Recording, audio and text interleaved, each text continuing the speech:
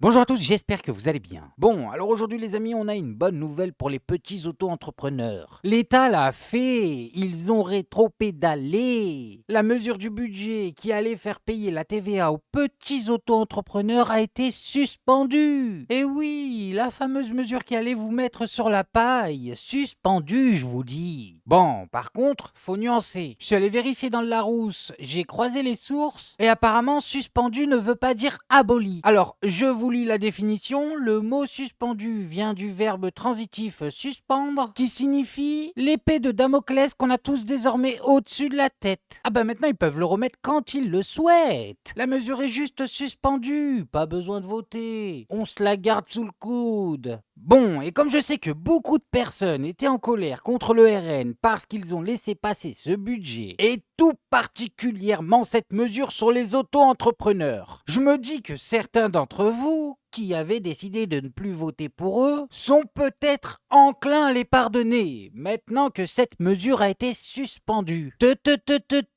On s'arrête tout de suite. Si vous mettez le RN au pouvoir, il va vous faire 10 fois pire. Donc écoutez plutôt Antoine Léaumont, il va vous ouvrir les yeux. Attendez, c'est pas fini, il y a un scandale dans le scandale.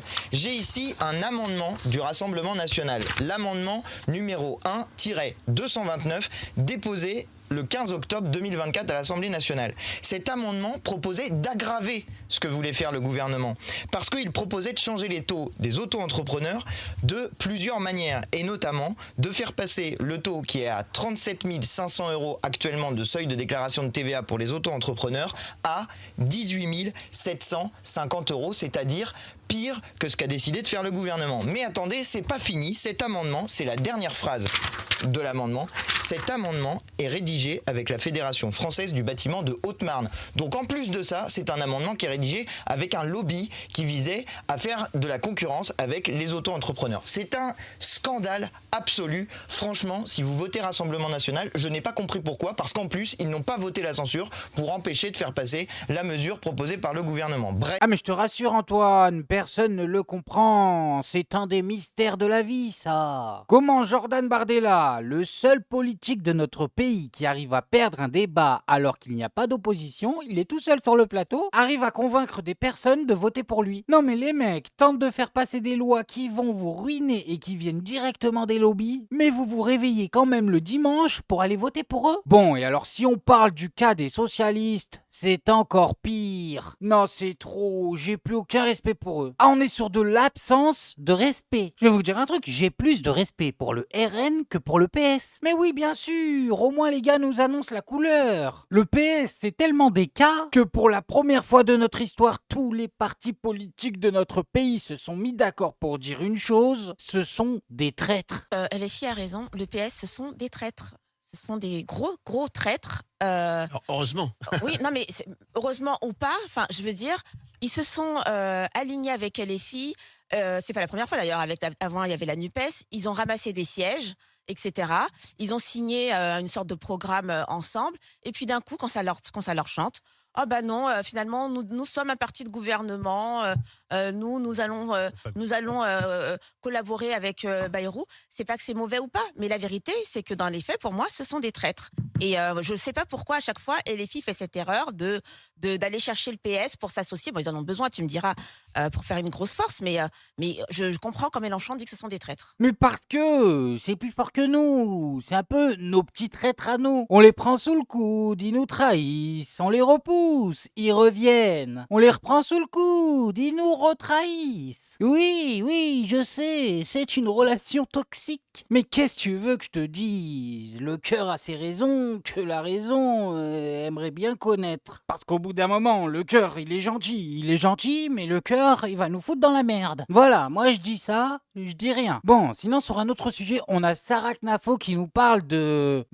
On va faire un petit jeu. Essayez donc de deviner de quoi elle nous parle. Allez-y, vous pouvez le mettre en commentaire, ne trichez pas, hein. Et ce qui est fou, c'est que je suis sûr et certain qu'il y en a qui vont deviner. Elle nous parle de l'Algérie. Mais oui, c'est sa passion. Et d'ailleurs, elle s'est mariée avec un Algérien. Faut pas l'oublier ça, Éric Zemmour est un Algérien. Mais reste concentré, ou tu vas te faire grand remplacer. Tu ne vois pas que ça a déjà commencé? Le chef d'un des partis Raslar est un Algérien. On récapitule.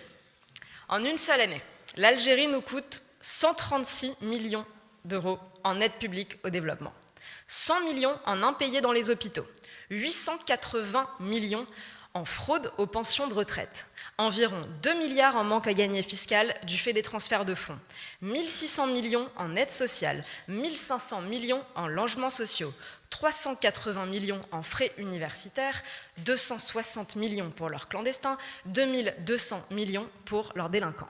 Elle est bien cette liste. Et on peut y rajouter ce qu'on veut, parce que je vois qu'elle y met tout et n'importe quoi. Elle nous parle d'éducation, elle nous parle de délinquance. J'ai beau chercher le rapport avec l'Algérie, je le trouve pas. C'est quoi Sarah? Elle a coûté combien la tour Eiffel? Non mais vas-y, mets le coût de la tour Eiffel aussi sur la note, pendant qu'on y est. Au total, je dois donc vous annoncer avec gravité que la facture de ce que l'Algérie coûte à la France s'élève à plus de 9 milliards d'euros par an.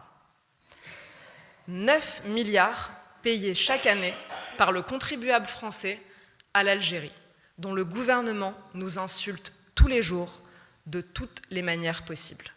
9 milliards d'euros, c'est plus que le budget du ministère de l'Agriculture. C'est 3 fois le budget de l'outre-mer. L'Algérie nous coûte chaque année 3 fois plus cher que l'outre-mer français.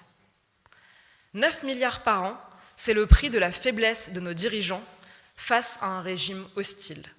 9 milliards par an payés par le contribuable français, c'est insupportable et cela doit cesser. Non, mais ça va. C'est pas du tout malhonnête comme façon de présenter les chiffres. Moi, je trouve pas. Alors oui, elle a ajouté des choses improbables à son calcul. Et oui, elle a probablement oublié de soustraire ce que nous rapporte aussi l'Algérie. Je suis d'accord avec vous, ça n'a pas beaucoup de sens de compter les aides sociales que prennent les Français d'origine algérienne sans y soustraire les cotisations qu'il paye. Mais ça fait pas de sa façon de présenter les choses une façon malhonnête. Vous savez, ça aurait pu être pire, hein. Elle aurait pu nous dire 20 milliards. Ah bah oui, c'est elle qui calcule, c'est elle qui décide. Bon, et sinon sur LCI, nouvelle humiliation pour Bruno Retailleau. Il commence à les collectionner celui-là. Vous savez, l'OQTF qu'il avait décidé tout seul, comme un grand, d'expulser en Algérie et qui était revenu même pas 12 heures après. Bah, nouveau chapitre à l'histoire, messieurs, dames. La justice a décidé que lui mettre une OQTF, c'était trop. Donc on lui a enlevé son OQTF. Ah bah écoutez, c'est la justice qui l'a dit, c'est la justice qui l'a dit. Oh, qui sommes-nous pour contester Dame Justice? Elle est aveugle, vous savez. En tout cas, Retailleau a l'air bien malin maintenant. Il me fait penser un peu à un chihuahua. Ça aboie, mais quand ça mord, ça fait des guilis. Le tribunal administratif de Melun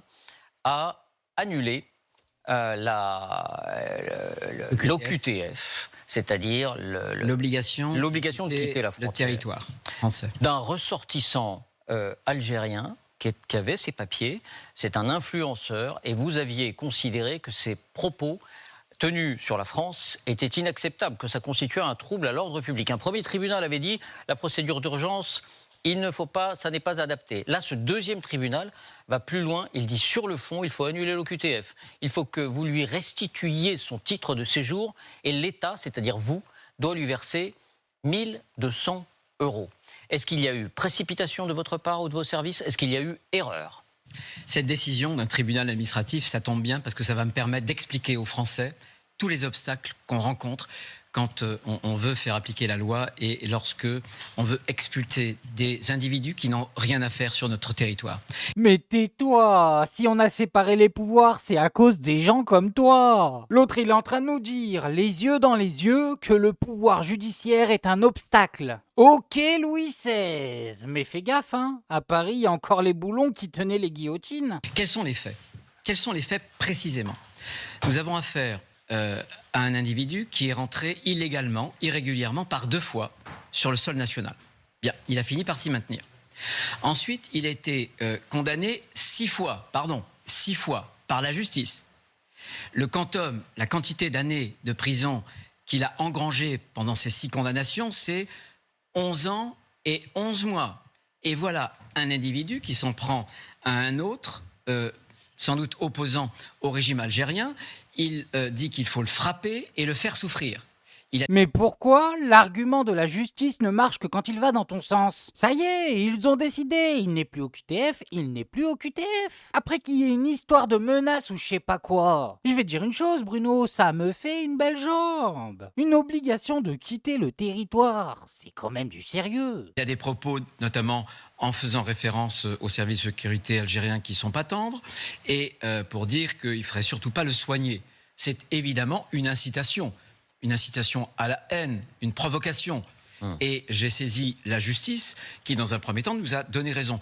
J'ai pris moi-même, le ministre de l'Intérieur, un arrêté d'expulsion parce que je considérais qu'il était algérien et nous avions les preuves de sa nationalité puisqu'il avait un passeport biométrique, donc infalsifiable. Donc nous l'avons expédié en Algérie et les Algériens y ont fait obstacle. Et c'est ça qui est contraire au droit. C'est contraire à la Convention de Chicago, au droit international, et c'est contraire à l'accord que nous avons avec l'Algérie depuis 1994. Sauf que depuis, la justice française dit cet OQTF était injustifié. Et non seulement, elle condamne l'État à lui donner 1 200 €. Ben voilà, c'est une formidable explication. Je vais m'en tenir là.